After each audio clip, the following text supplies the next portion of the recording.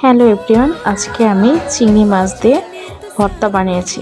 তো সেই কারণে চিংড়ি মাছটাকে আমি প্রথমে ধুয়ে সুন্দর করে রগটা ছাড়িয়ে পরিষ্কার করে ধুয়ে নিয়েছি। তারপর আমি এটাকে সিদ্ধ করতে দিয়েছি। একটু সিদ্ধের সময় অল্প একটু লবণ দিয়েছি যাতে সিদ্ধটা সুন্দর মতো হয়। সুন্দর করে লবণ দিয়ে সিদ্ধ হতে হবে। 4 থেকে 5 মিনিটের বেশি সিদ্ধ করার দরকার নাই, তাহলে শক্ত হয়ে যেতে পারে। তারপর ছেঁকে উঠিয়ে ফেলবো।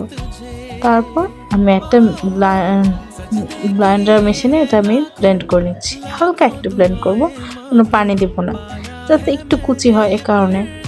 তারপর সেটাকে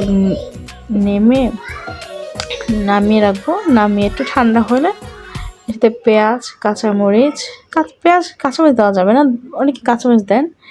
পেঁয়াজ, ধনিয়া পাতা, শুকনো মরিচ, লবণ দিয়ে সরিষার তেল দিয়ে মাখিয়ে সার্ভ করতে হবে।